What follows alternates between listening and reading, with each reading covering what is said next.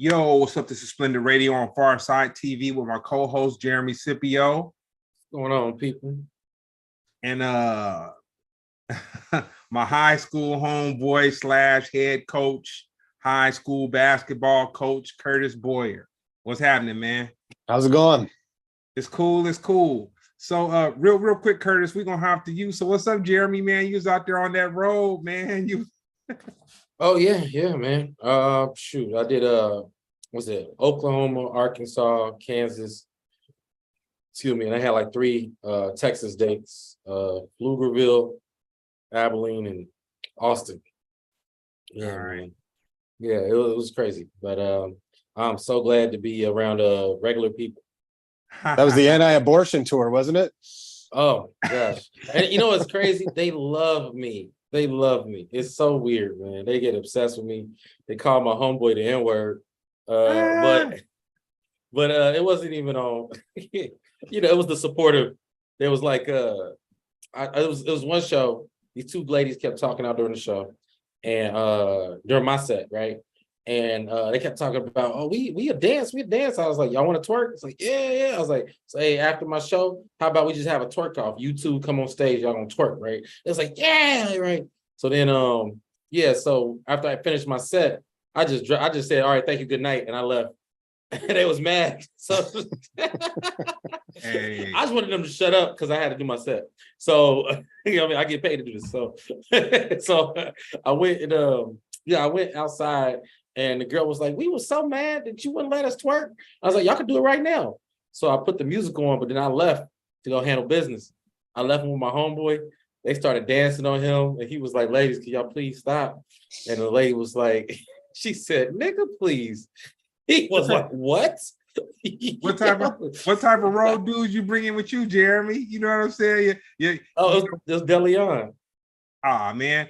We know that you have recently stepped into matrimony and whatnot, but that's for the young DeLeon, man. He's supposed to be soaking up all that, man. Oh, he don't want that. He would have preferred if it was 20 years younger. it was a little too old and outdated for him. But yeah, I know they don't mean no harm. They you know, that's just how they get down there, man. That's a mating call for them. It's a mating ritual. And you know what? That's dope that you took DeLeon out, man. He been rocking with you forever, man. That's like that's your dog. Well, he's funny, you know. He just need opportunity, you know. That's all. I just wanted to get him a chance to be out there. He from Houston, Texas. So yeah, he came and picked me up in Dallas, and then we hit the States. You know what I mean? So he doesn't live in LA? No, he don't live in LA no more. No, he live in Houston. Oh, okay. But he did live in LA when you had brought him by the studio. Yeah, of course. Okay. Yeah. All right. I get it. Yeah. All right. So Mr. Boyer, sorry about that, man. Jeremy been on the road, good. man. I miss my homeboy. I didn't mean to do Oh, I wanted to hear it too. I flipped it all upside down. So what city are you from? Me personally, well, I grew up in your neighborhood in Lomita Harbor City, went to Narbonne High School with you. Currently live in Long Beach now. I'm the head coach over at Milliken High School. All right. I like how you like let it clear, like, hey, look, we know each other. It was from you. I know it's for the audience. When was the first time you heard hip hop, and what was the song?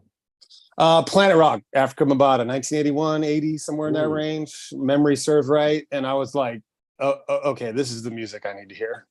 And from that day forward, I was just a hip hop head, you know, listening to Greg Mack on K-Day, you know, recording his mixes so that I could play them in my car. You know, I don't know if Greg remembers this, but I had a box of like 200, you know, cassette tapes, all kind of mixed up, all hip hop. It just stuck with me my entire life.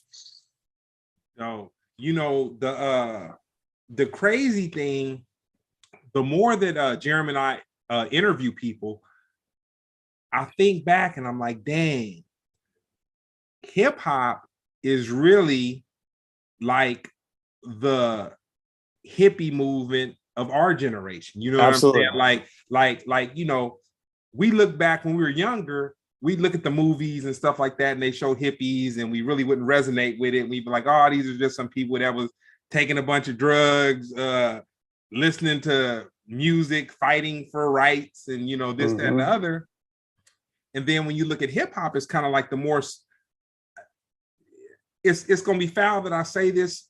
Well, sophisticated isn't the correct word, but along the lines of a more evolved version of what they, no, sophisticated is not the word, a more evolved version of like the movement, you know what I'm saying? Like I was watching something online today and they were talking about KRS-One, and they had brought up when he had wrecked Homeboy from PM Don. And so, you know, I had one interaction with KRS-One. I've seen him a couple times, but he did a show at the Palladium, Hollywood Palladium. Was it it was the Palladium. It was the Palladium. And so it was Ice-T, Cypress Hill,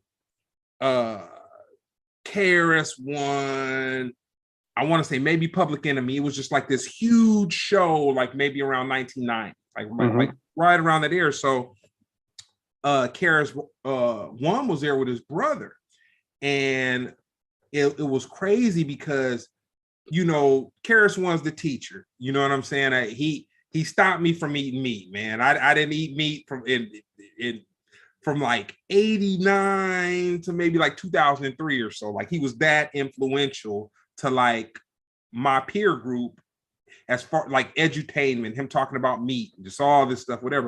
So, you know, people talked about him and the whole PM Don situation and him, you know, destroying Homeboy or beating him up or just whatever. But we were at this show and the sound man kept tripping, and dude, KRS-One threw a mic and hit this dude in the head. And then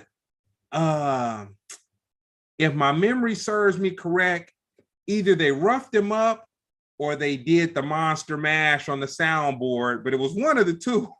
but it was one of the craziest things that I'd ever seen. But it's a trip because it's like, oh, you were there? Oh yeah. I was there with a bunch of your favorite rappers, MCs. You know what I'm saying? Exhibit was there that night. It was it was a show. But yeah, KRS-One turned it out. You know what I'm saying? Okay, I'll stop my KRS-One slander then. I don't want him to run up on stage on me. Hey. You know this. I'm looking it up right now. But yeah, he threw him off. He threw PM Don off stage. Yeah. And they said that Willie. Oh shoot, was it Willie D? And ICU was there. Okay, all right, that's good. Yeah. And you know it's crazy. With Willie D, I got some homeboys that knew the old Willie D. You know what I'm saying? Not the political righteous and all this kind of thing, but man, that's a whole nother conversation. But yeah, I tell you, I talked to Willie D. I sat down with him and I pissed him off by accident. What happened? I mentioned, I was talking about, you know, the question we asked on here. Like I said, yo, would you do a versus with somebody who you want to do a versus with? And everybody do this stuff. You know what I mean? I was like, man, I think it'd be perfect if y'all do a versus with what's it? It's Ghetto Boys and what's the other one? Dang, I'm sorry. I'm 8 Ball and NJG. No, yeah, that's not a bad one either. But he would get mad about that too. Dang, DJ Premier. What group he part of? Oh, Gangstar. Gangstar. I think Ghetto Boys and Gangstar. What y'all think? Gangstar got way more. Ghetto Boys is more for the people. Gangstar, you know what? It would be a good one though. I'm over. That's what I mean. I'm like, yo, I think that's like perfect. I like they even got like their group members. Man, you could tell, man, he loved me up until I said that. Yeah, he was like, he started stuttering. He's like, now, you know, I was like, he said they should go up against NWA. That's not fair. That's not, he can't do that. I mean, you know, that's and this is no disrespect to Willie. I ain't gonna even say it. Hey, man, I'll try to get him on. I'll try to get him on the show. But that wasn't necessary for me to say that. So, Curtis, on back to the interview. How do you think hip hop influences the world? I mean, it's done so much from Public Enemy, as you mentioned. You know, that's an extension, you know, of like the Black Panther movement in the '60s and '70s. But it pisses me off to a certain degree now. You get all these, you know, I'm more of a liberal thinker, as I'm sure you know, Greg. You know, you get all these, the conservative ones are now trying to use hip hop for their own means to get across their own agenda. And I'm like, you know, appropriation is a real thing, as we know. And there's still powerful guys that are putting out messages, you know, like the current ones I like are like Kendrick and, you know, Logic, guys like that, you know, are promoting messages, you know, at least when we can understand them, instead of some of the trap music we hear nowadays that we barely can understand what they're rapping about. I like the beats, but, you know, I want to understand what somebody's, you know, telling me in their lyrics. So I like the fact that, you know, we do have, it seems to me, at least, you know, I work with a lot of young kids. There's a lot more social activism nowadays, which I like to see. And I think hip hop influences that a lot, which is good. So, What's your favorite medium to consume music? Ooh, it used to be MP3s back in the day. I won't lie. I have about 40,000 MP3s on a hard drive around here, but I dip between Spotify and sometimes Tidal and Apple. It just, you know, I stuck with Spotify, and I hate to say it because you know, through all my artist friends, I know they don't pay very well for all the streams, but when you have, you know, 2,000 hours worth of playlist on something to try and get them to transfer over, there is like software that you can transfer things over now, which I've done to Apple, but it's just, you know, more of its convenience than anything. wow. Well, I'll say this, man. I'm a Samsung dude, man. I don't have any of those sophisticated ins and outs that you and Jeremy have. You know what I'm saying, with the beast. You can get Apple Music on Samsung. I don't get Apple Music on Samsung. You know what I'm saying? I probably could. You know what I'm saying? It's not that Samsung doesn't have the technology. I just feel that Apple's the beast, man. You know, it is. They got us with the iPod, and from the iPod, it was a wrap. Right. You're lying. Yeah. Yeah. So, what's your favorite hip hop movie? Ooh, I mean, Beat Street goes back for me a long time. That's one that will always stick with me. You know, the funny thing nowadays, there's movies that have like complete hip hop soundtracks through the movie, but it's not a hip hop movie. So like the animated Spider-Man movies that have just come out, like both soundtracks of both those movies, I'm like, oh my God, these are just dope. Yeah. So they're not necessarily always going to be about hip hop, but you know, Beat Street was one of the ones that I grew up on that just always like hit home. Oh man, we've had Step Up, Drumline, you know, we've had all kinds of yeah, you didn't do horrible at all on that one, man. You know what I like is that he made a newer reference.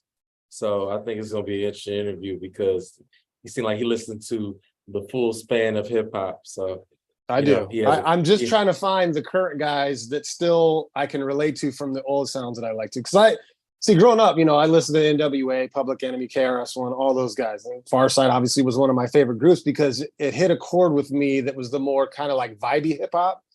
So I went like straight underground. That was a lot of the music that I was getting, you know, like, you know, how many people in mainstream know who Rascass is? But that dude was just as good a lyricist as Nas, right?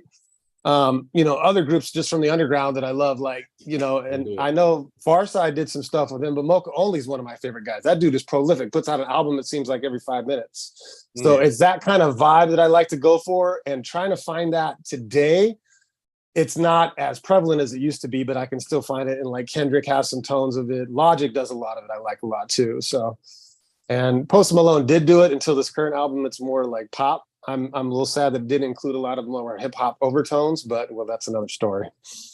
Post Malone got to go where the money at, man. He is no longer a rapper. He's a pop star. That's true. That's true. You know, his fans are 14-year-old little girls. You got to feed that beast, man. That's right. You know what I mean? Yeah. I like what you said though. I have this disclaimer. I say you were no longer allowed to hide behind Kendrick Lamar, Drake, or J. Cole because they've been at the top of hip hop for 10 years. Yeah. So they're no longer new artists. But I would say if you're looking for that, I like what is his name? JID. He's like a newer Kendrick. And I'm not totally behind this guy, but I think this is like your last savior is Corday. I like Corday. Yeah. Another guy that I kind of like that's local. He's actually come out to Milliken to talk to my guys because my old assistant coach is friends with him. Is Reason. I like Reason a lot too. Reason's cool. Okay. He's a cool dude. I like him. Simba. I've heard of Simba. I haven't listened to his Crickets. stuff. Oh my God. Crickets. You know what? I'll do some research on Simba. I'm not even gonna be. Hey, he's the oh yeah, he's the truth. All right. Yeah, no, he's the trip. So the truth. So when you were in junior high school, Curtis, where'd you go to junior high school at? I was still up in Palos Verdes at that time, feeling out of water, with all the crazy white people up there. So I was at Dapple Gray Middle School. Okay. Yeah. All right. So what was your soundtrack like then? Because I know once you came down the hill and you got to Alameda, Harvard City, and all that, it was, I'm not gonna say it was a culture shock, but it was definitely a different culture than up there. It was a different culture, but you got to remember when I was still in my previous high school, I'd liked hip hop since 80. So, and I didn't graduate to 90. So middle school for me, I was already into hip hop. So, all those soundtracks from the middle, Eric B and Rakim, KRS-One, you name it, all those guys from like 83 to 86 or so was all my middle school stuff. And I was still listening to it. And we, you know a lot of guys that I knew when I lived up there, and that's like pretty much exclusive who I hung out with, like Yamani Watkins, for example, or guys like that I hung out with that still would come down the hill, hang out with us in Narbonne. So it wasn't like, oh, I'm up there listening to The Cure and all these other places. No, that just wasn't for me. Man, real quick, I remember I had a good time at one of Yamani's parties right after we graduated, after my class graduated. Man, that was a cool party, man. That was a cool party. Yamani, Kai, you could see Catalina from Kai's bedroom. That's right. You know what I'm saying? Like, man, ooh-wee. Yeah, those were some days. So what was the soundtrack though? Like, what were you listening to in junior high? I mean, King T, I was K-Day again. All that time was just all K-Day. So I was listening to King T, I was listening to NWA. I loved the New York stuff. And, by then we hadn't had like, the Houston rap scene or the Detroit rap scene come out yet. So it was mostly just New York and LA, a little bit from Florida too, with Two Live Crew, et cetera. You get into that a little bit. And when we were teenagers, we were all fantasizing about women. So that was a perfect backdrop for us, of course. But it wasn't like the stuff that hit your soul, for example, when I heard, everybody dissing each other in New York, from KRS-One to doing the bridge and everything else amongst each other, I was like, oh, this is interesting, and that started to hit me. So it was all that just mixed in. It wasn't until my footing in hip hop didn't really get there until I want to say 88, 89, when I started hearing all like the vibey hip hop that I liked. And, I'd go to Tower Records over there on Crenshaw or Hawthorne and PCH and sit there for hours just going through CDs, trying to find something that sound good. Like, perfect example for me was when I found Dilla, right? I'm watching the Office Space movie and they play Get This Money, and I got goosebumps. I'm like, what the heck is that? I'm like, I'm slow watching the credits to see what was that song. Immediately ran over to Tower Records to find out who Slum Village was. And I'm like, I'm buying this, and like every damn song on that album. So that's kind of like my whole mentality kind of changed. I would listen to a variety of things from like the early stages of high school and middle school to then it kind of evolved when I started getting a little more mature. When did you realize you had a love for basketball? 5 years old. I was, I'm 6'7". So, I wasn't one of these kids that had like a 7-inch growth spurt from one year to the next. I was always an inch grower every year. I was always the friggin' kid in the back row of the class picture with his head above everybody else. So my parents kind of steered me towards that. At 5, I was playing in the YMCA up in San Pedro, and that was it, and that was about the time the Lakers started getting really good. So I immediately fell in love with the Lakers. I was going to Magic Johnson basketball camps. I was, seeing all those guys, I just fell in love with it. That was my first love. Absolutely. So, all right. So,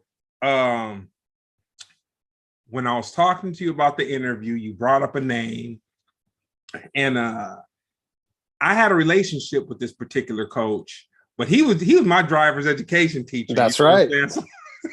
So I didn't have the connection with him that you did, but he was a good dude, man. And excellent dude.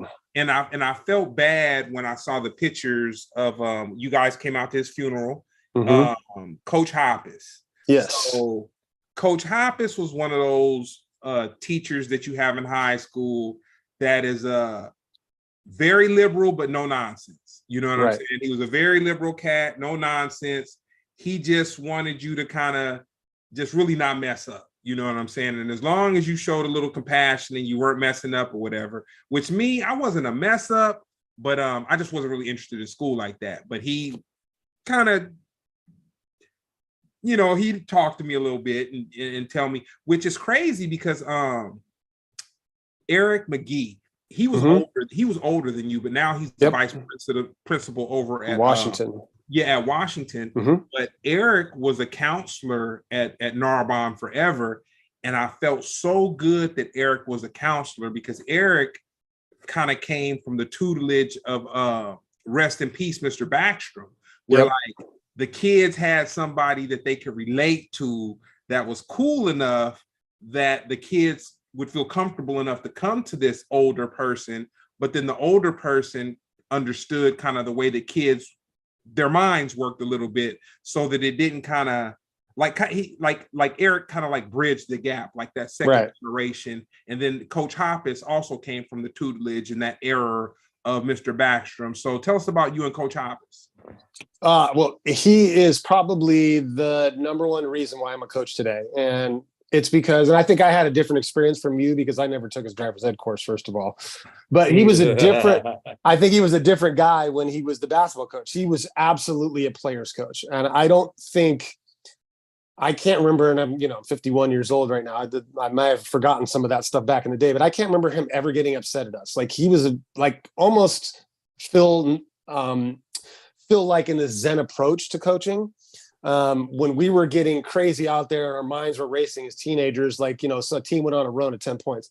He was never one to like get crazy in the huddle. He was like, guys, just calm down. Hey, they went on a run. This is basketball. It happens. Let's get back to what we do best. Well, things like that.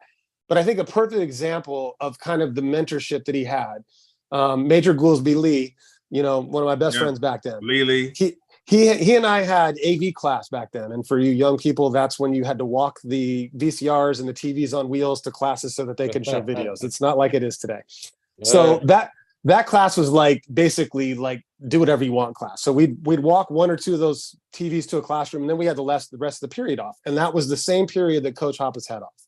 So every single day that semester, Lee and I would go over to his office after we were done with our duty and just talk with him all day. And he was just the coolest, funniest, down-to-earth guy.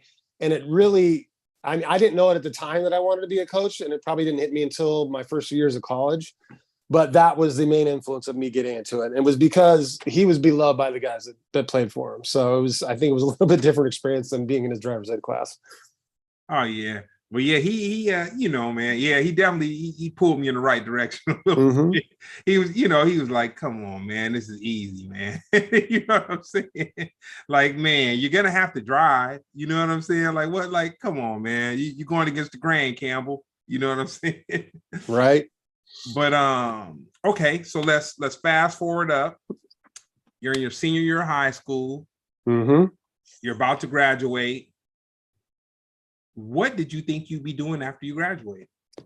I knew I was going to be playing basketball somewhere. I was fortunate enough back then. There wasn't the AAU circuit that there was today. We had a couple leagues around the area, like Slam and Jam in Carson. We had what was the other one? There was another one in Torrance, and it's now defunct. I can't remember the name of it. So there was 2 leagues you could play in. But the big thing back then, there was about 3 camps across the country that were like vitally important. If you were serious about playing college basketball and a good high school basketball player, you get invited to one of these. And I got invited to the one in Pennsylvania called 5 Star. And that was huge. Like they had college guys coming down to coach us along with, so that the regular college coaches could scout and recruit you. So my coach was Ramil Robinson, who played at Michigan, the point guard for Michigan.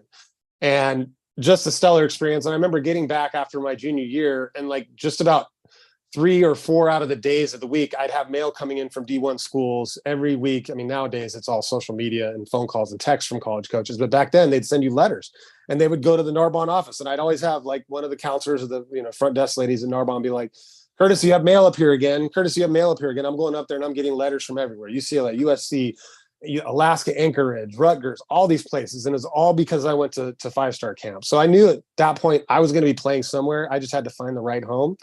Where I did end up eventually going with Sacramento State, because they were moving up from D2 to D1, and it was their inaugural year in 1991.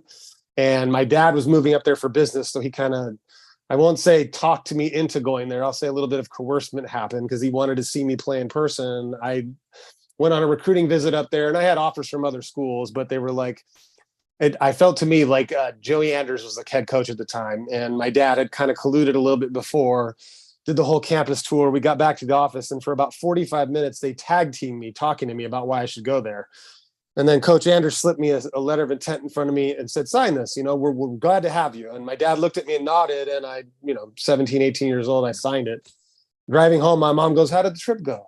And I said, well, I signed my letter of intent to go there. She's like, what? Why? And, it went from there. But I stayed there. Wasn't the greatest experience in the world, but made some great lifelong friends, played some college basketball, and we'll leave it at that. Dope. Real quick, man. So, like we were talking before we, I guess the B-roll before we went live, I have this love-hate relationship with social media.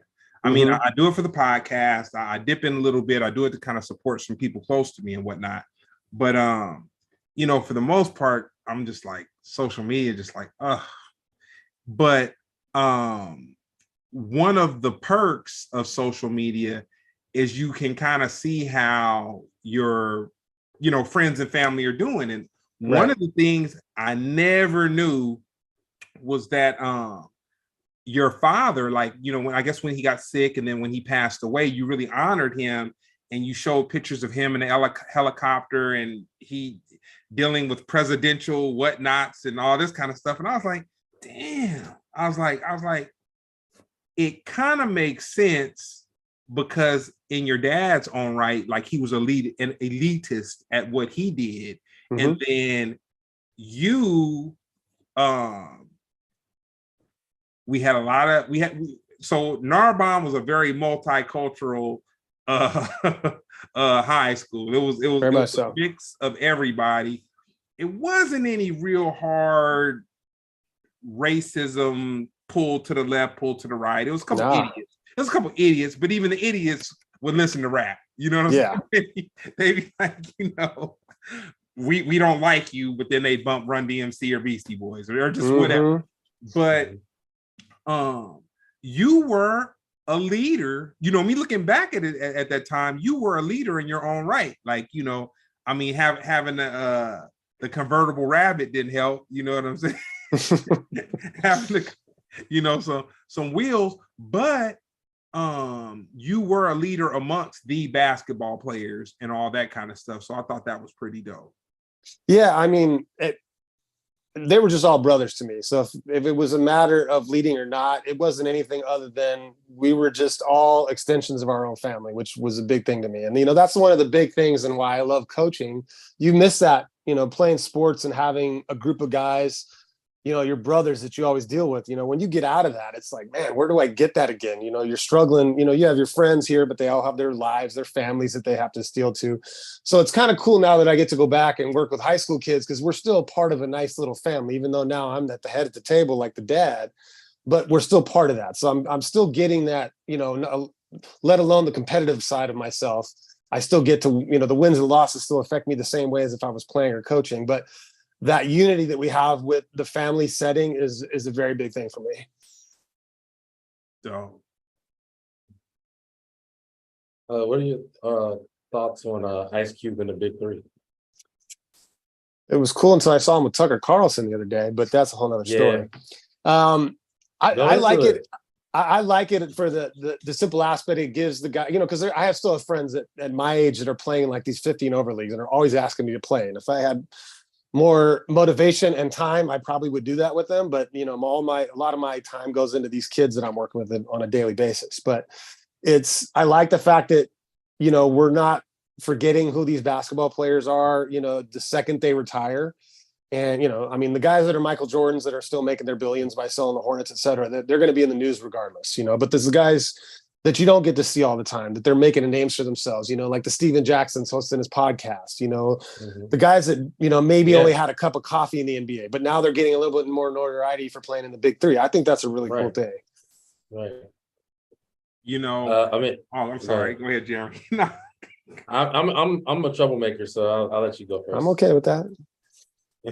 Nah, I was gonna go ahead. No, I'm sorry. I just want to hear his thoughts on the Tucker Carlson interview. I mean, I have thoughts too, but yeah. Yeah, I mean, it's hard for me, and this is why, you know, we deify all these people that have become famous, right? You know, they're bound to make mistakes. We've heard all the stories of everybody from Kanye to everybody else, right? And it's as intelligent a guy as I think Ice Cube is, to not understand the optics of that is befuddling to me. And I don't care if you know him behind the scenes, but to publicly portray that is just, I don't know. I feel like it's a slap in the face with the stuff that Tucker Carlson has done and said. Yeah. I mean, it's not like he was baiting him, and Ice Cube was going for the bait. One thing I realized about, you know, we say, you know, never meet your heroes, or, you know, idols become all this stuff. You know, I just think that, you know, I have to view the person who's been rich for a long time, you know, that they are somewhat of an elitist, you know, and they're going to have elitist points of view. Yeah. And they might not see it, you know, and that's from everybody, you know. Yeah. I mean, it's things that this battle with wokeness, you know. I always say, like, a lot of times that's like an elite point of view, because you know, broke people can say what they want. You know what I'm saying? Like, you can't say nothing no more. It's like, because you're gonna lose money. Yeah, that's called consequences. Like, if you work a job, you can't say what you want because you're gonna lose that job. Right? Oh, you're rich and now you can't say what you want. And yeah, it's interesting to watch Ice Cube. You know, what's the saying? They say it's better to be thought a fool than to speak and remove all doubt. Yeah. So yeah, Ice Cube, you know, he's never been, you know, he's been smart, but he's never been poignant. You know what I'm saying? Like, he's not really had the vocabulary. You look at somebody like Jay-Z, he's not going to put himself in those situations because that dude knows better, right? Even as elite he is. Yeah, that's what I'm saying. Though. But like, maybe he just needs, Ice Cube just needs a new PR guy, maybe. Who knows? Absolutely. But yeah, it's disappointing. I like the fact you he said I'm not gonna go into it. That was a nice way to put it though.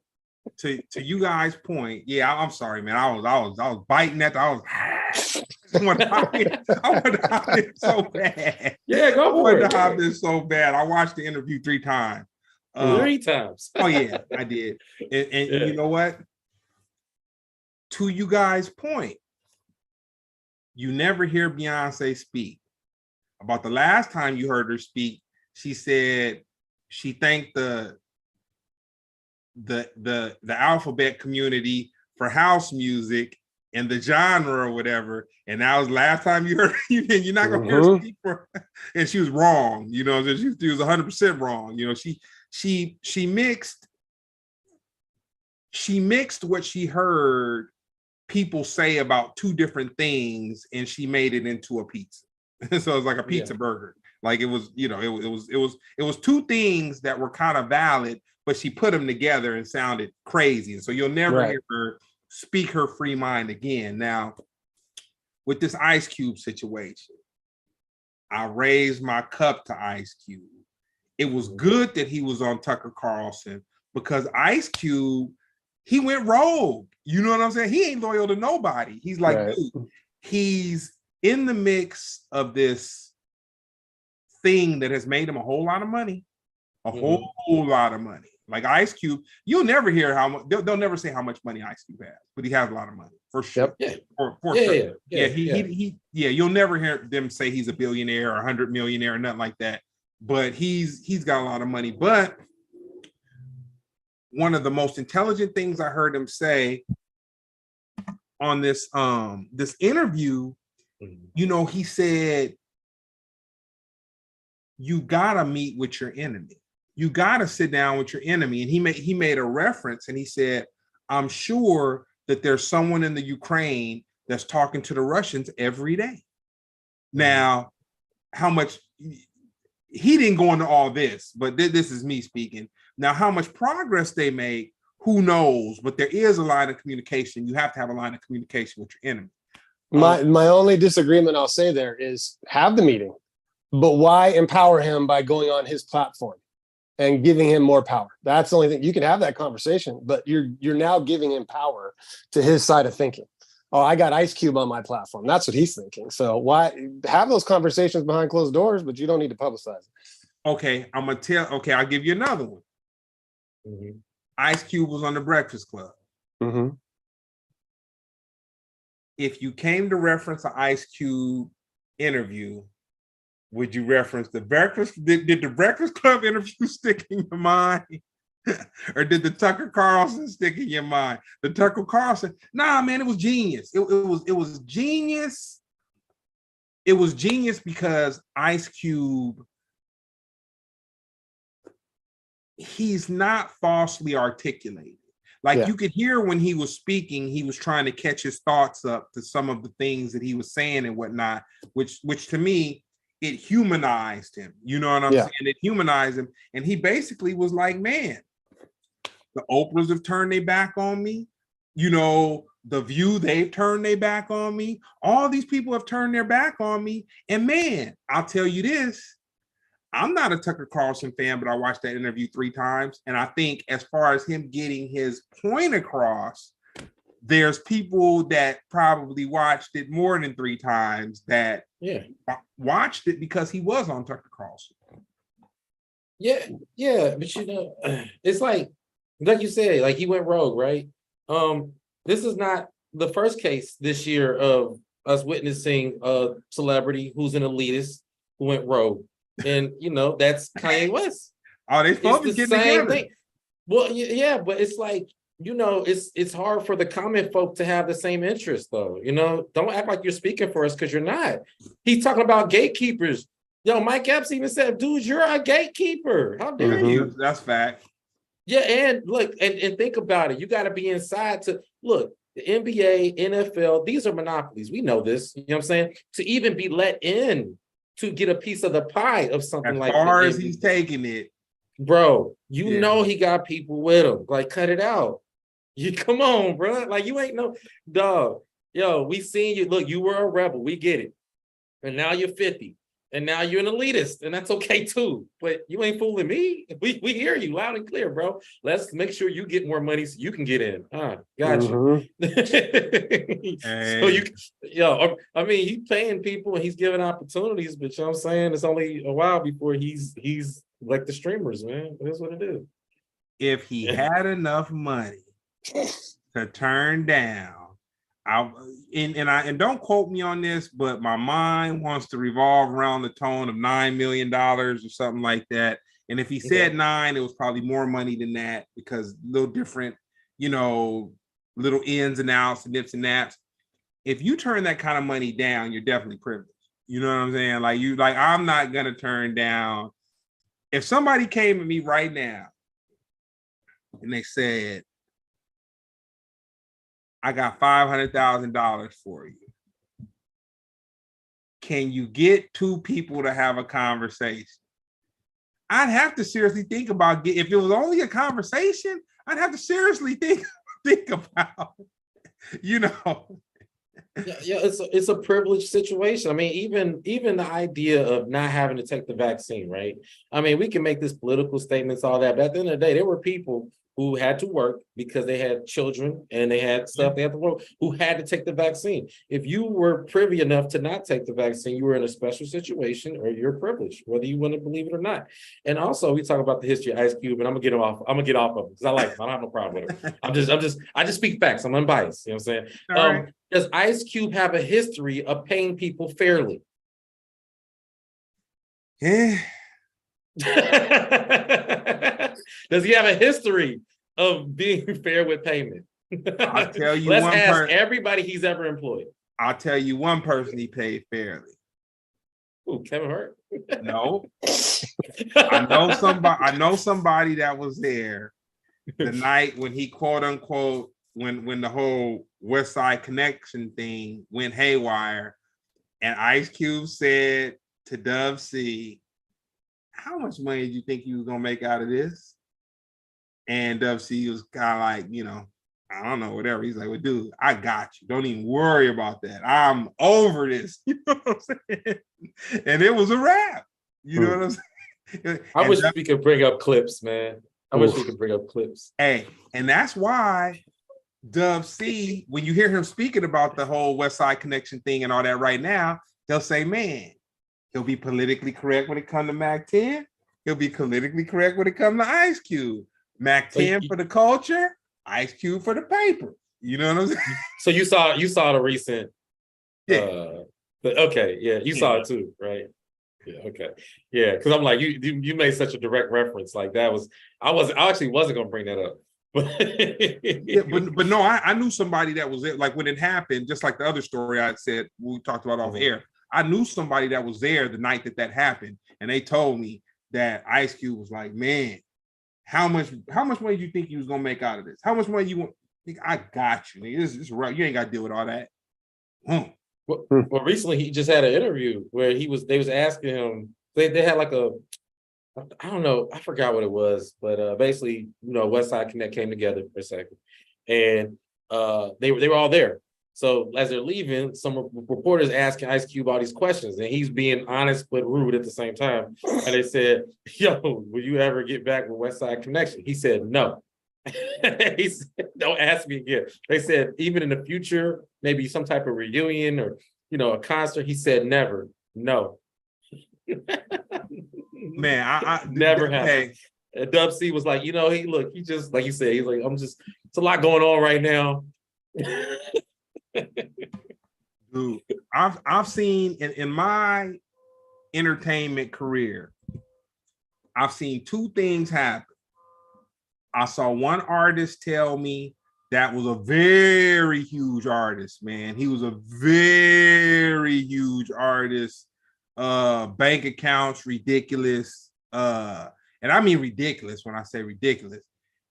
He told me he would never work with this other artist that was hella jocking him, that wanted his technology and wanted to kind of like, I won't say, he wanted to embellish the artist that I knew who was at the top of the whoop whoop. This other artist, and my dude was like, dude, I'll never work with him.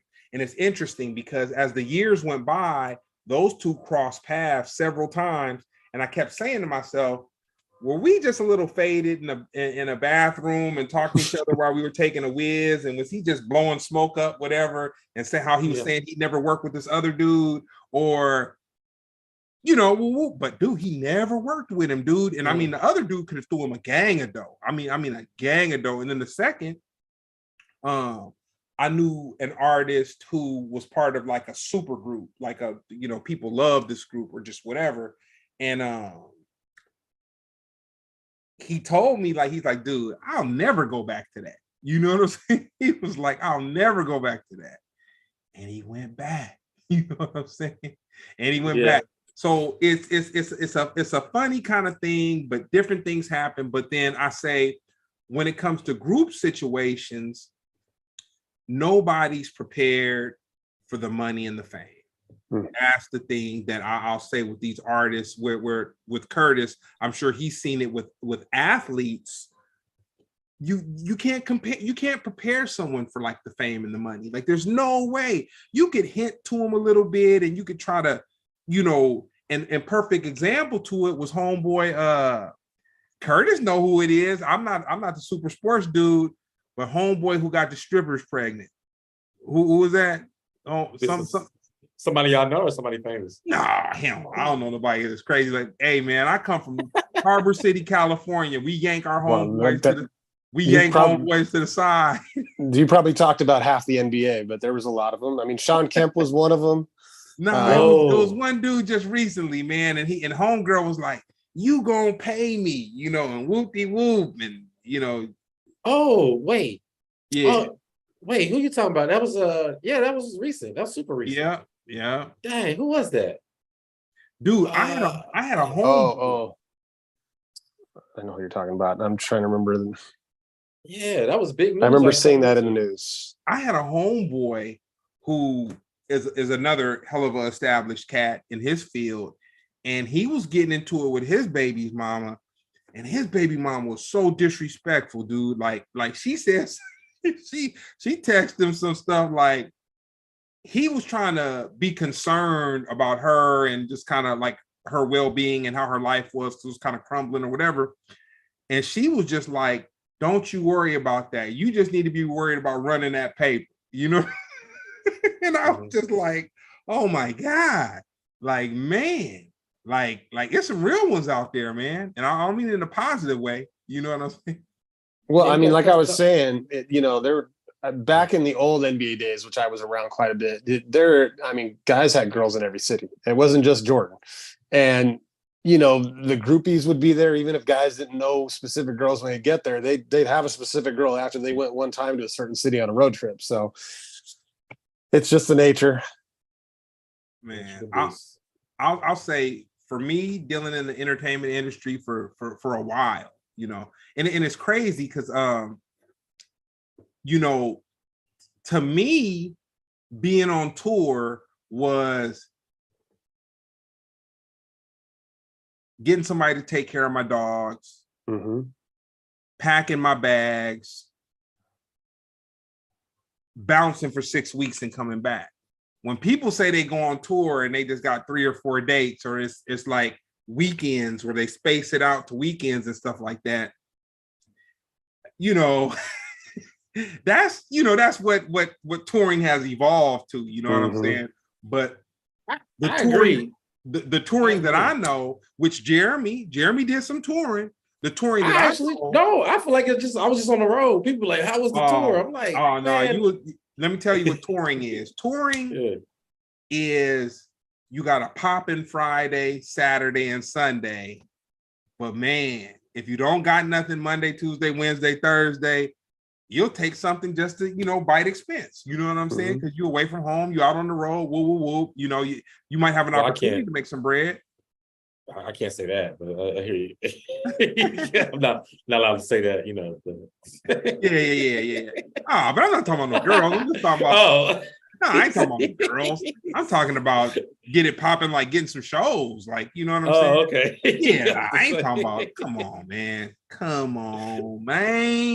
what I'm Like, saying? hey, if I'm out here on the road, then why not? But I'm like, okay. but it's funny because speaking on that, me dealing with the entertainment industry, dude, I ran from girls that like had any connection or something to do with like that kind of thing, or ones that was just like hell of a group, like whatever. Like, dude, I searched for, and being a bachelor, dude, I searched for girls that were so far away from hip hop and all that kind of stuff. Like, man, I want a nerd, man, somebody that got their own thing. You know what I'm saying? It's just whatever.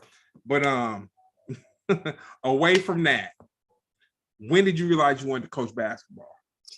I mean, the first time, like, it didn't probably dawn on me when I was at Narbonne, but I think it was between the summer between my freshman and sophomore years at Sac State. ARC was the other league I was thinking about, and they had ARC at Sac State in the summers, and they were always looking for players to go coach these kids. And I got my first taste of it at Sacramento State one summer coaching, and I'm like, oh, this is fun. Like, I get to hang out with kids that are roughly the same age as me at that point, but I'm in my wheelhouse, which is basketball.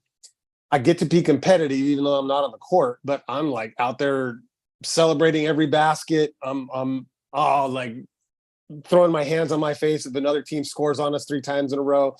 So it totally vibed with my love of basketball. And I'm like, that was the first time it dawned on me, like, I could do that when I'm done playing. And it'll still keep me in my realm.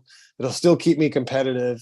And it'll still keep me doing what I want to do. And then plus, like, one of the other things was for me, Coach Hoppus, and even my dad to a certain degree, the one thing they always said was just like, I think it was one of the times that Lee and I were sitting in his classroom, like, Coach, what do you think a successful or purposeful life is? And he's like, the one thing that always stuck with me was like, you leave this place better than when you entered it. And that just, bam, that stuck with me. So getting the ability to work with kids, and, help them, first of all, have fun. But if there were ones that were serious about getting to the next level, and I'd already kind of walked that path and can kind of guide them through that path, that was another thing for me to give back. So real quick, man,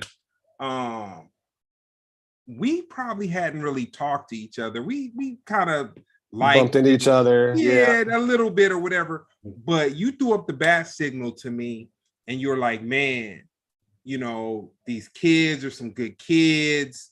I want to do something special for them. We have a budget, but it's really not that much. And I think you might have to pull some money out of your own pocket or whatever. But you're like, I want these kids to have a DJ at the basketball game. Like, we got to get, we need to get the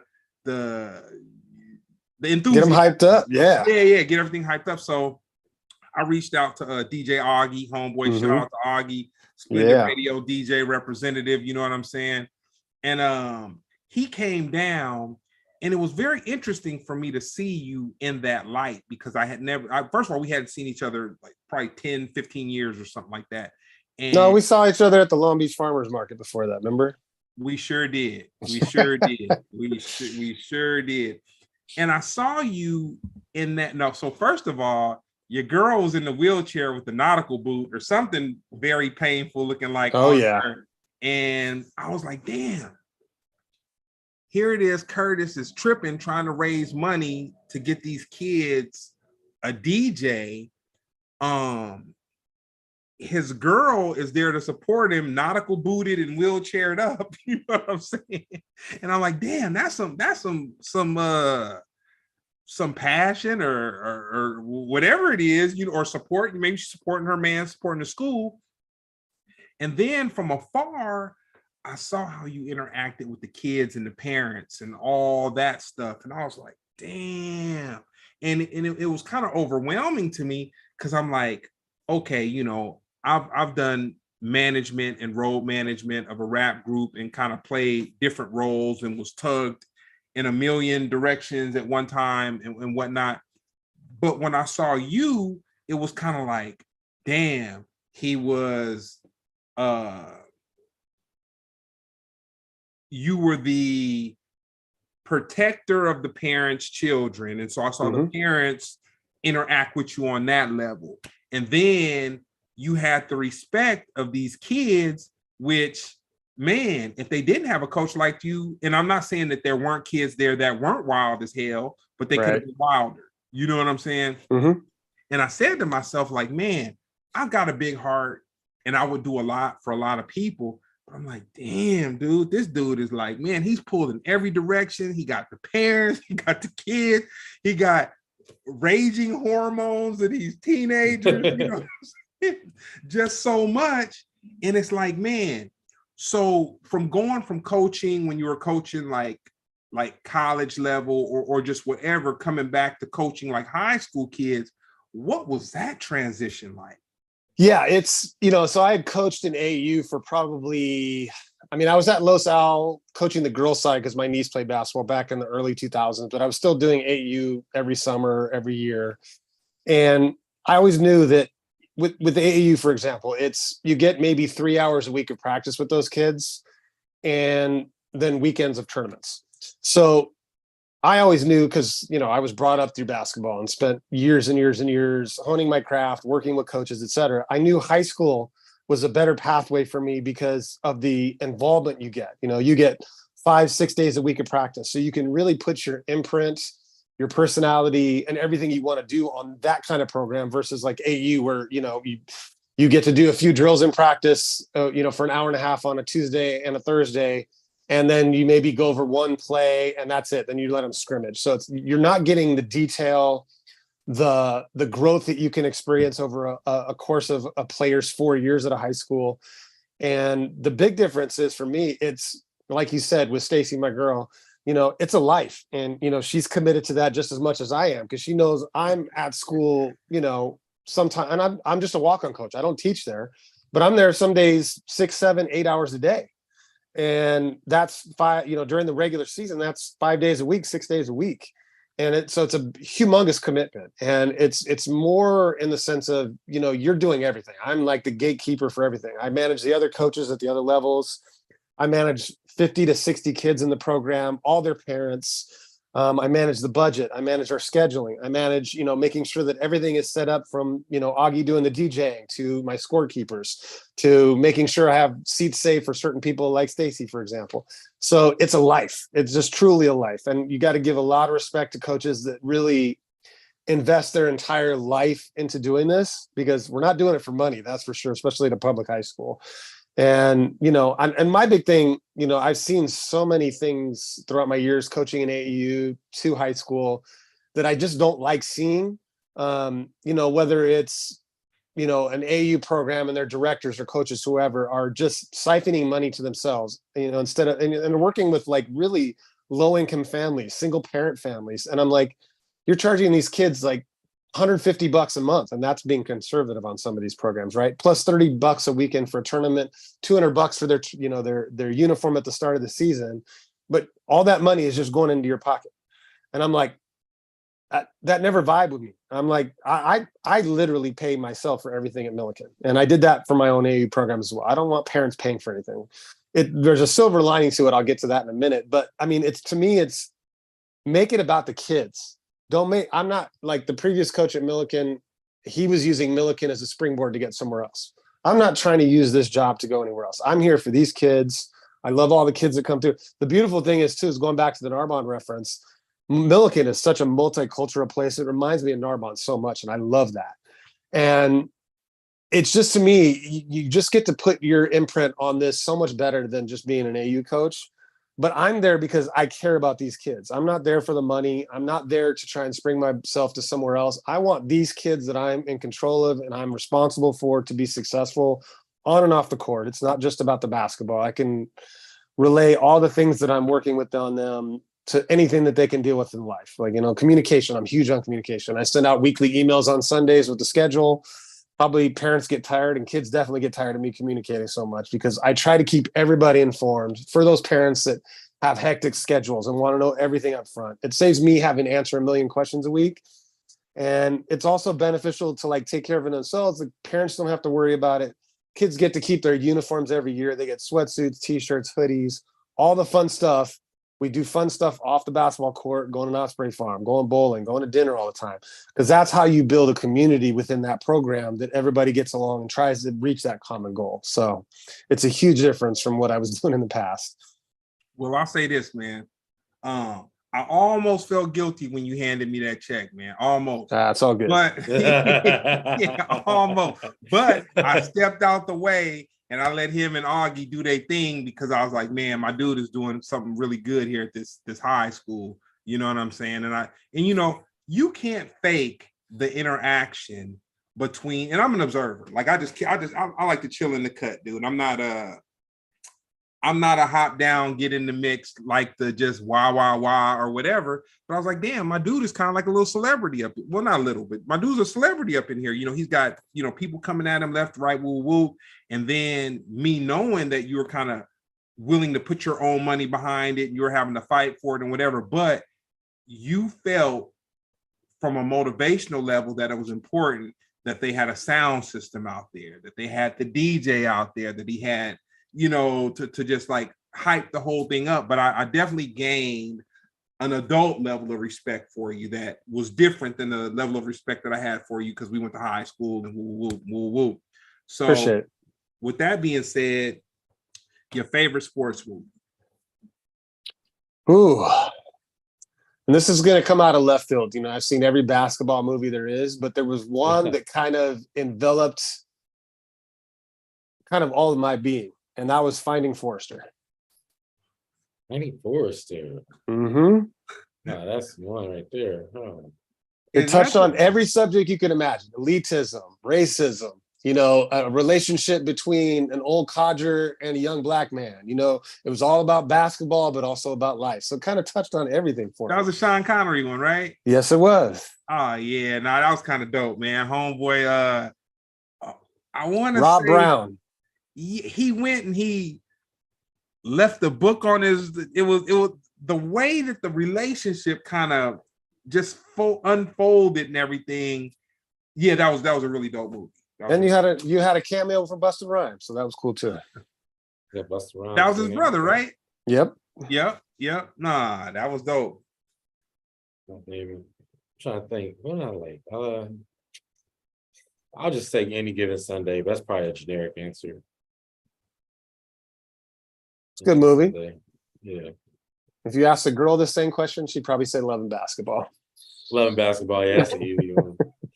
Yeah. Play for your heart. That's right. That's funny. What you guys finish? Oh man, shoot. Yeah, man. I sports. Oh. A tie between The Fifth Man and Above the Rim. Yeah, Above the Rim, always a good one.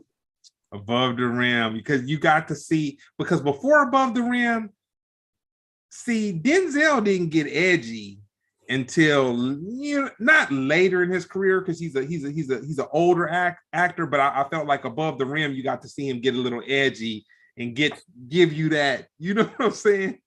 He got game. He was a little edgy in that one too. A more relatable performance. Yeah, right.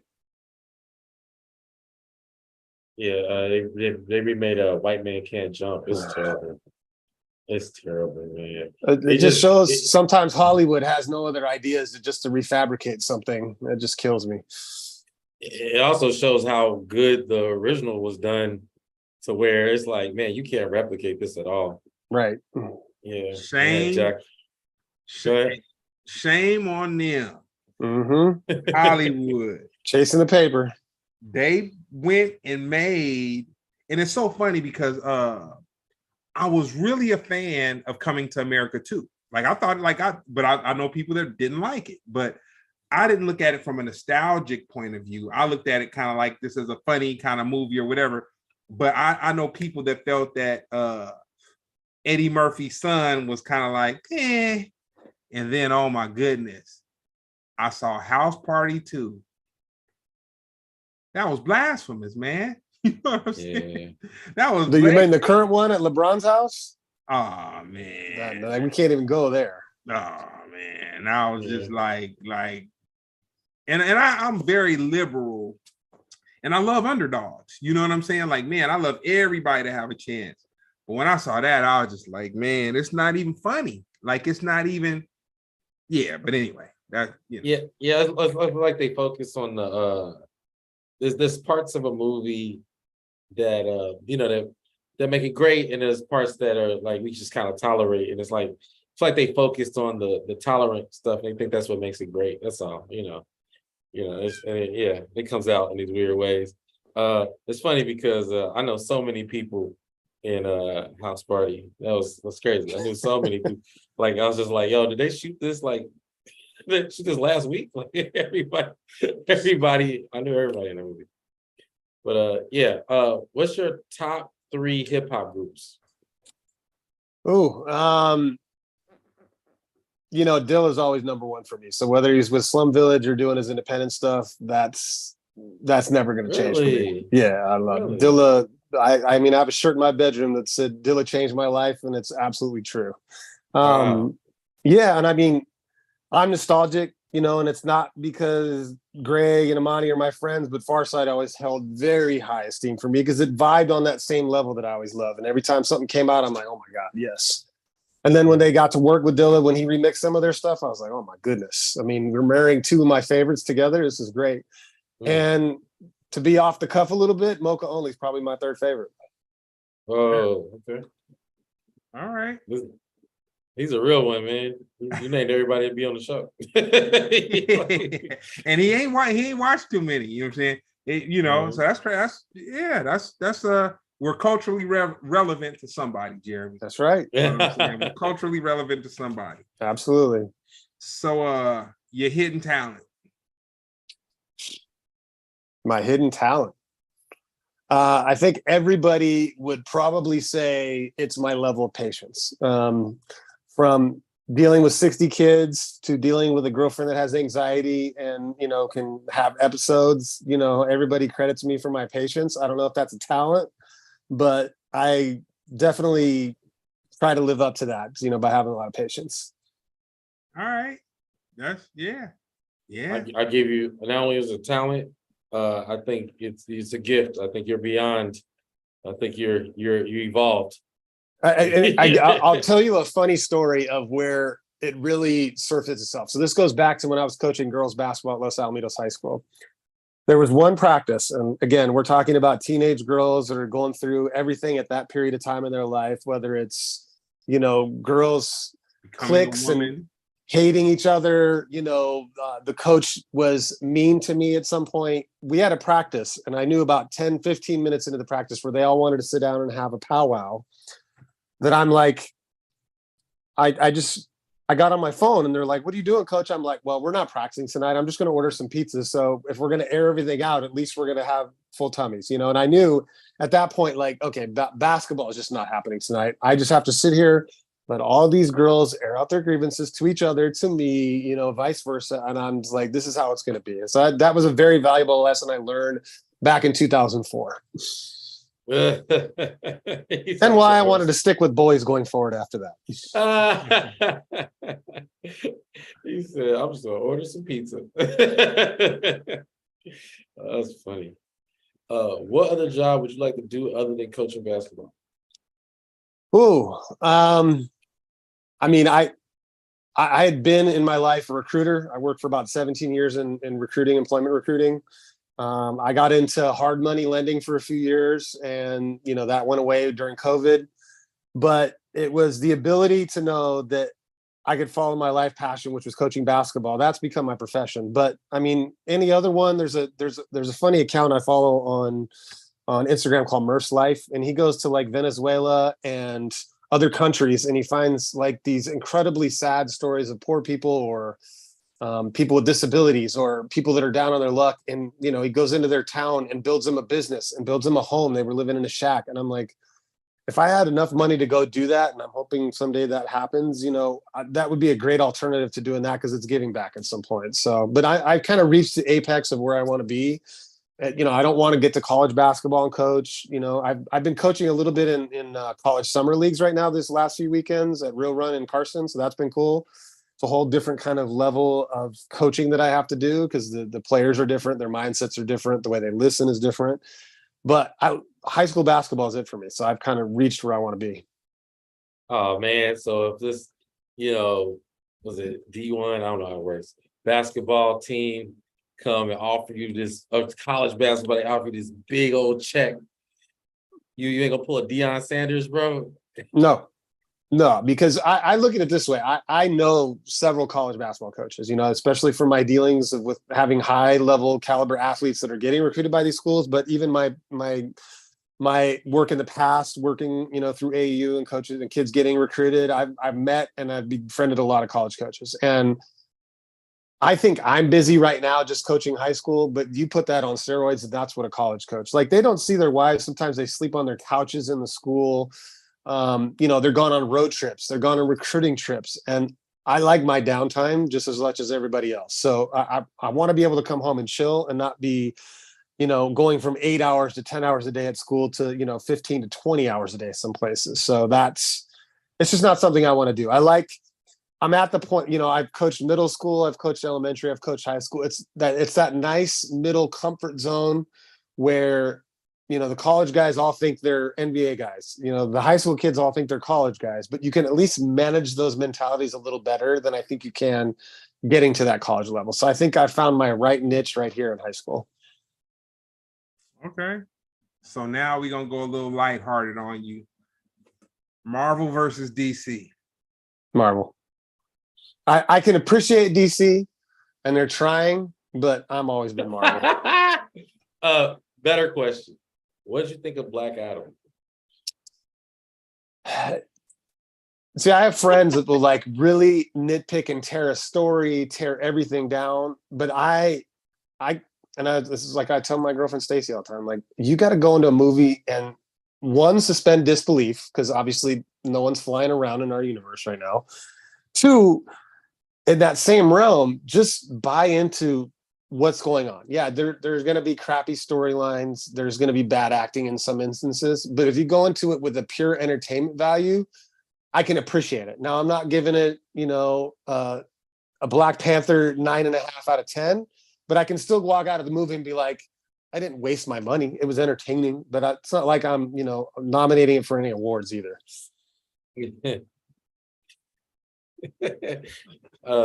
What did you think of The Rock's act? No, I'm kidding. What if I just keep taking it? You can tell, but his rap song? Which one? No, it's not his rap song. His acting. I mean, again, it's The Rock. I mean, he used to be a WWE wrestler. So and this is the problem I see, whether it's like we're talking about with Ice Cube and Tucker Carlson, or was it talking about kids? Everything is perception. Like if you go into it with the right perception, like all this is going to be is The Rock trying to be a cool, super anti-superhero tough guy. And if you go into it with the right mindset, you're not going to be disappointed and probably not going to be like over exuberated about it either. So. you want to get in on this? Hey, we're gonna leave it. We're gonna leave it alone. You'll leave it alone. I beat it, and it's reincarnated itself several times, man. And we're gonna let it. We're gonna let it go. Man. Well, we're gonna let the comment section. No, I'm kidding. Somebody did comment, but I'm gonna leave it alone. Who's your favorite superhero? I mean, Black Panther was always pretty high up there for me. There's some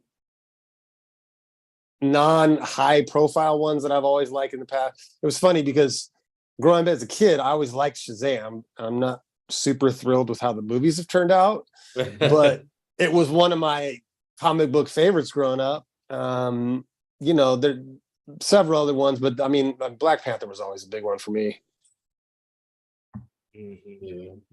Yeah, mine's is exciting. Spider-Man, but I love Spider-Man too. That's why the Spider-Verse movies have all. I'm like just because it marries everything, and the graphics have been incredible too. So I've been super hyped with those. It's also hard for me. I'm like the worst type of fan because I am one of those people that knows all the history and so I always comparing and stuff. I can't help it, but.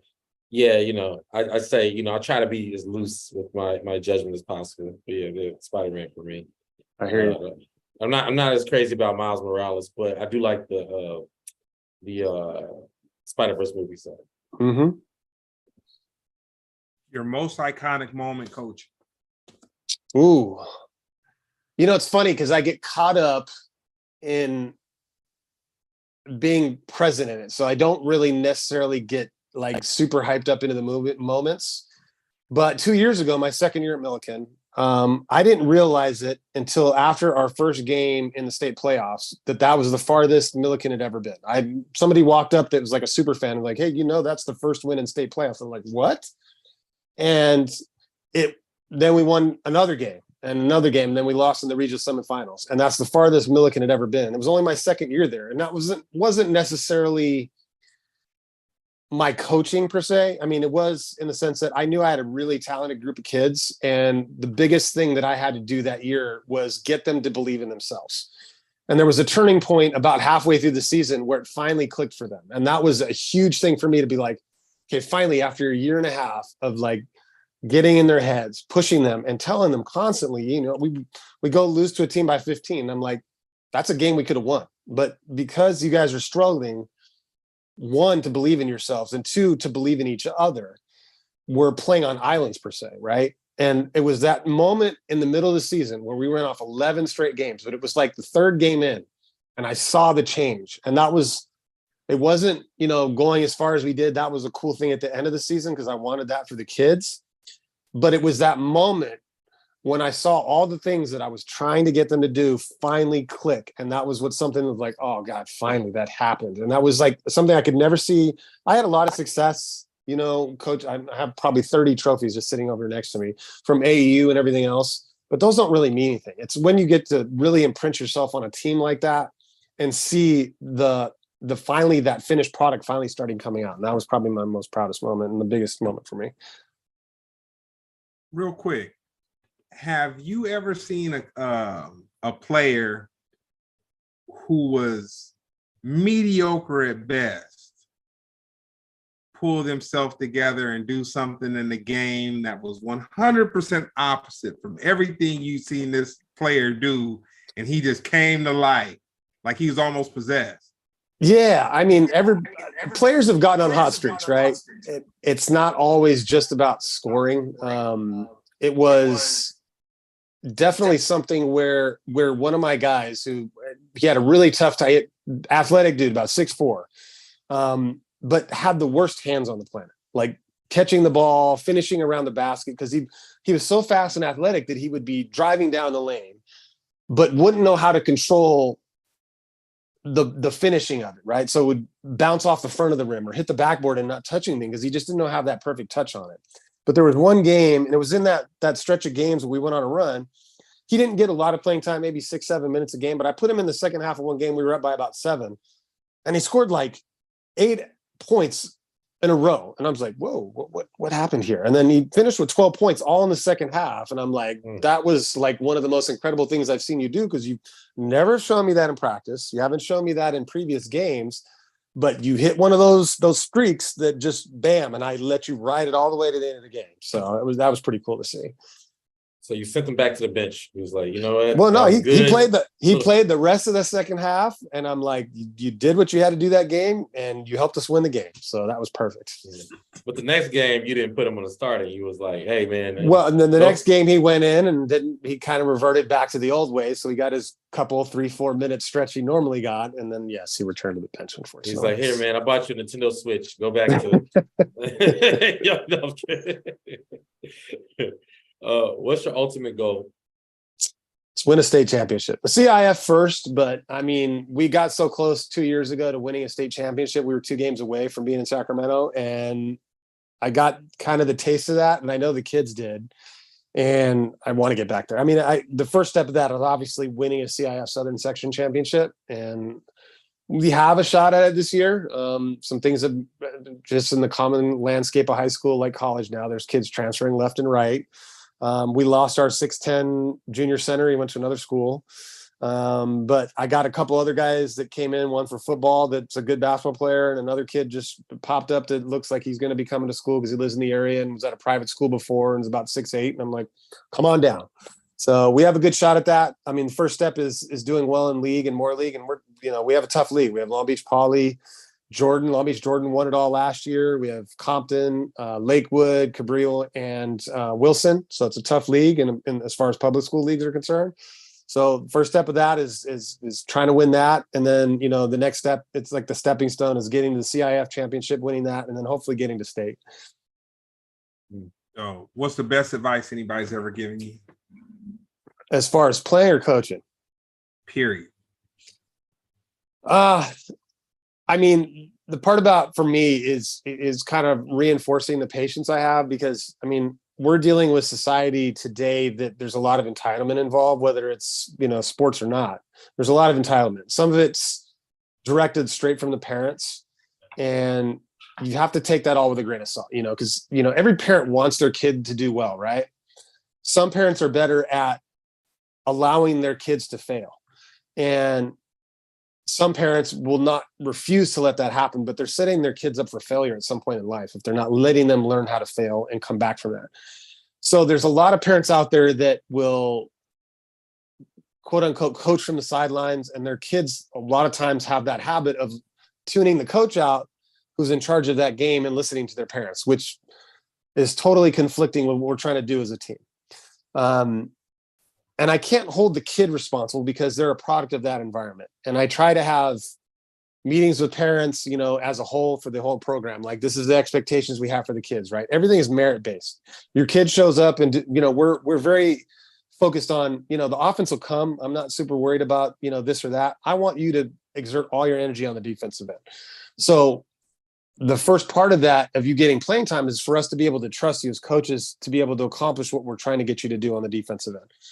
Offense, whatever, we'll figure that out. I'm not super worried about that.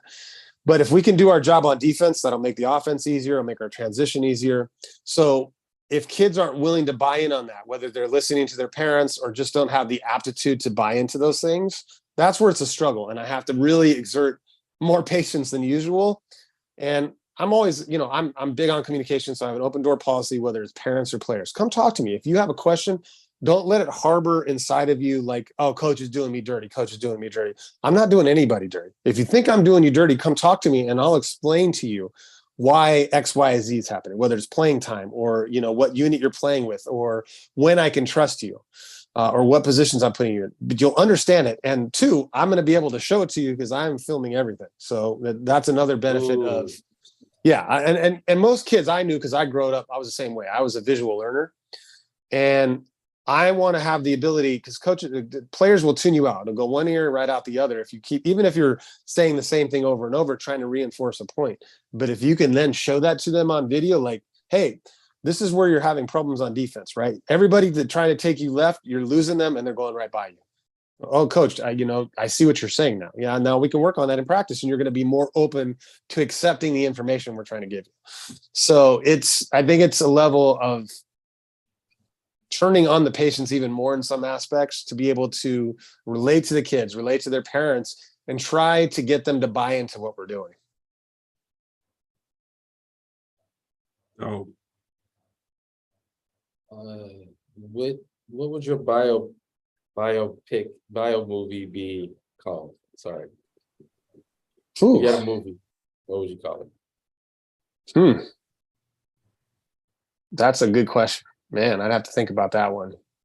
Because if I'm going to put something out, like Greg was talking about with social media, I don't put a lot out there, and the things that I do put out there, 99% of the time, it's not about me. I'm putting it out about somebody else because I'm trying to promote my kids or my girlfriend or my dogs, whatever it may be, or a cause.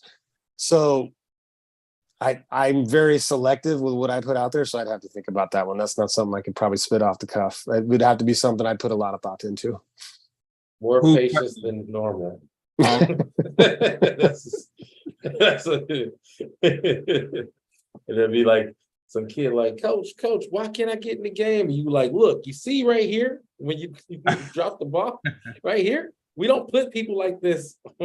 You play the bench. That's what you play. Yeah, and the other thing for me is competition, because I'm a huge USC fan, and one of the big things that I loved about the Pete Carroll era when he was at USC was everything was competition.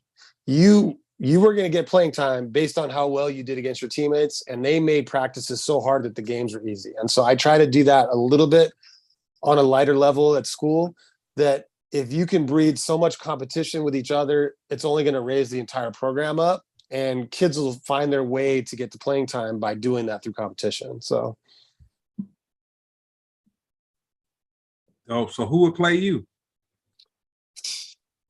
Well, we know back in 90, with this style of hair and everything, how I looked, everybody would always say Vanilla Ice, which I hated. I'd walk by people and do.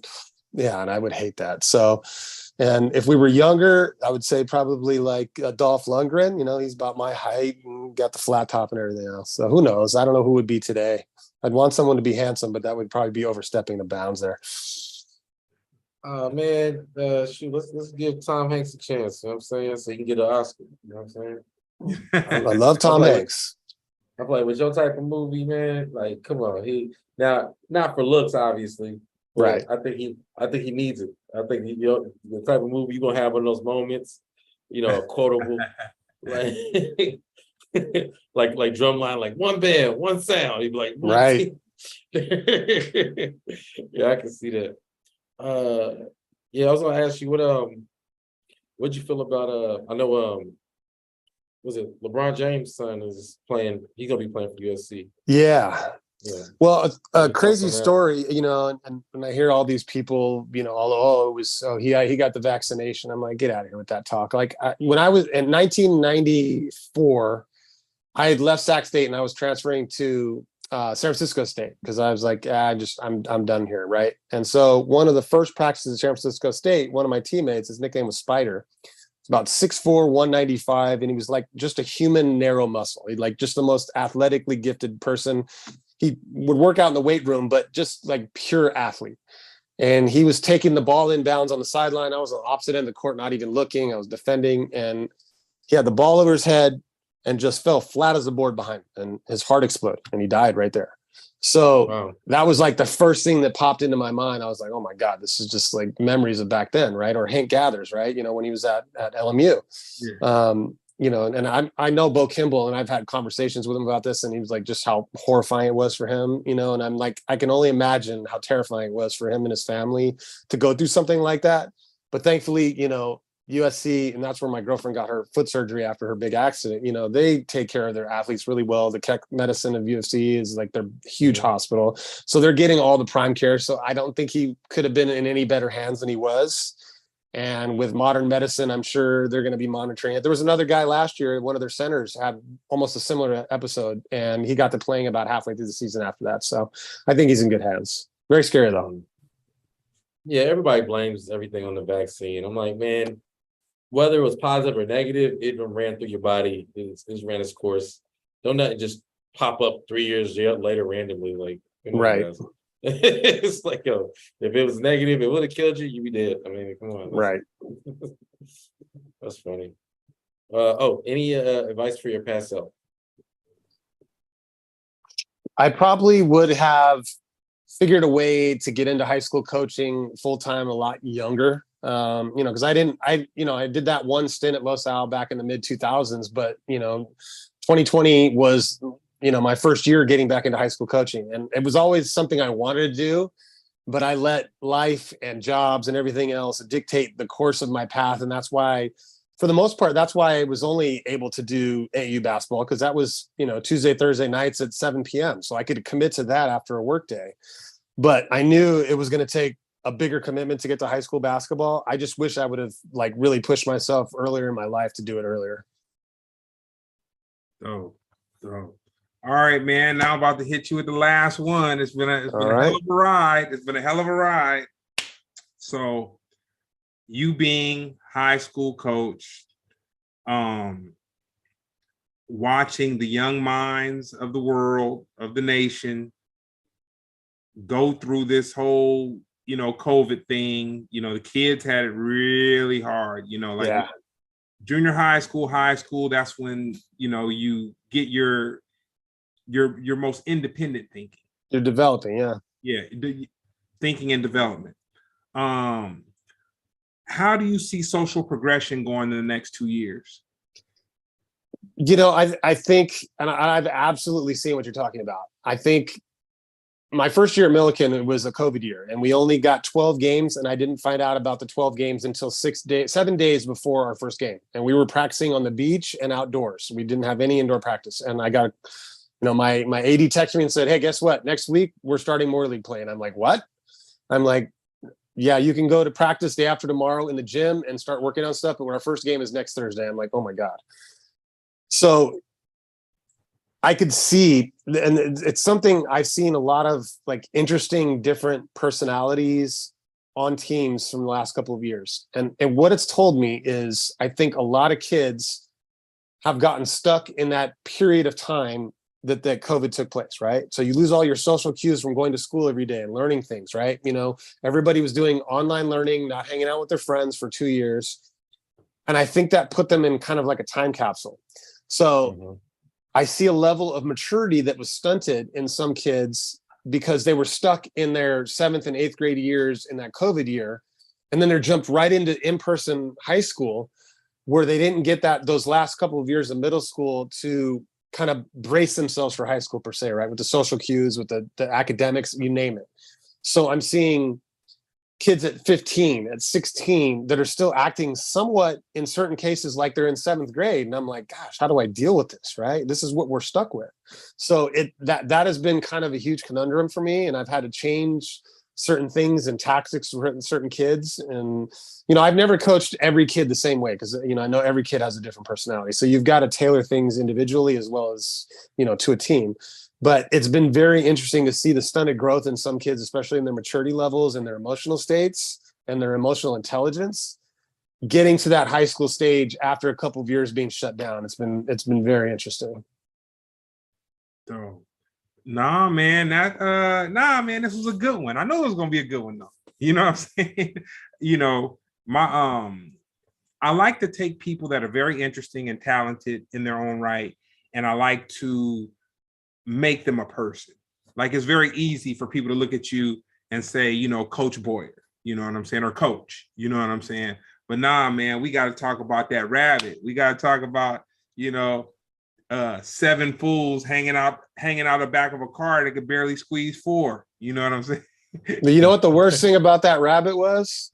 Huh. At Narbonne, I had forgotten to buy my parking pass, and they were saying, "Oh, the cops are coming through this day-to-day ticket." So I went and parked behind the back gate at Narbonne. I went out before basketball practice to get my stuff out of the car, and there was just a big empty space where my car was. They found it the next day in Wilmington, completely stripped. The only thing I was happy about, they left all my tapes in my tape case, so I was able to get that back. Oh man, yeah, man. Well, once again, man, those were up the hill problems, man. Yes, it was. Wasn't the worst of the worst. Nope. So what's up with you, Jeremy? What you got coming up? I know you just got back off the road. You told me something very exciting today, but I'm gonna wait until you break it. Knock it off, man. Knock it off. We're gonna wait till you break it to the world, man. I'm just trying That's to not the one. Let you tell. I appreciate you though. But yeah, I'd say was it August 9th through 12th, I'll be in San Diego. On the 9th, I'll be La Jolla Comedy Store, San Diego. I gotta invite your boy out actually, because he come through. But yeah, La Jolla Comedy Store on the 9th. 10th, 11th, 12th, I'm doing these shows called Don't Tell. You gotta go to Don't Tell Comedy online, because they don't reveal the location until the day of, but that'll be for my San Diego audiences. And then on the 11th, I'll be at the San Diego Laugh Factory. Nice. So yeah, I'm gonna be kicking in San Diego. So yeah, if you're in San Diego, come holler at me.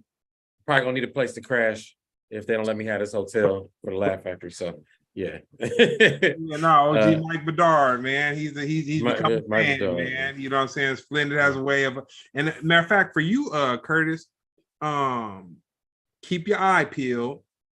Jeremy's a really funny comic, and he one of his shows that I love to go and watch him is at the Long Beach Comedy Store. Laugh Factory. Laugh Factory. Shame on me. But I'll be there Sunday, actually. Sorry. This Sunday.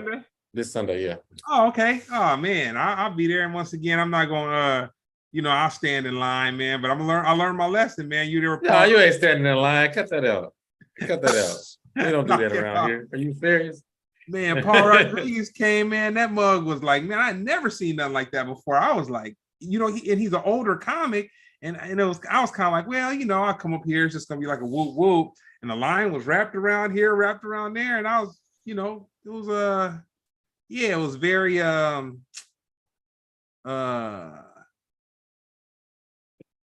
was more than I thought it would be. You know what I'm saying? We'll keep it simple. Yeah, I think you hadn't seen me do a sold out crowd yet, so Yeah. So let me get down. But yeah, whatever day. I just got offered that while we was on the podcast, by the way. Nice. But yeah, what's this, the Sunday the 6th, I believe? Yeah, 6th, whatever that day is. Just come to Long Beach Laugh Factory. Don't trip. You don't have to wait in line if you know me, you know what I'm saying? I don't play that. I mean, it's Hollywood, baby. We came here to skip lines, not be in them, you know what I'm saying? That's the whole point. Also, I want to shout out Stacy Rodwell. Yeah, she said, hi, coach. She's your better half. She is. Okay. All right, we'll leave that. Of course, she had to pipe in. I wouldn't be surprised if she didn't. Also, I'd like to shout out Pete, watching from Seattle. He's like 70 years old, and he is electric. I don't know what that means, but yeah, shout out to you, Pete, and also Avriel Story for dropping that information. Yeah, that's it. Dope. Well, no, man, it's been another episode of Splendid Radio on PharcydeTv. Once again, man, thank you, Curtis. Thank you. We'll do it again. We'll do it again after you get that title. You know what I'm saying? We'll do it again after you have the title. I'll get a liquor sponsor so I can pop a bottle over here. And do that thing. And once again, it was cool having you back, Jeremy. You know what I'm saying? You was out there on the road. And this has been another episode of Splendid Radio on PharcydeTv.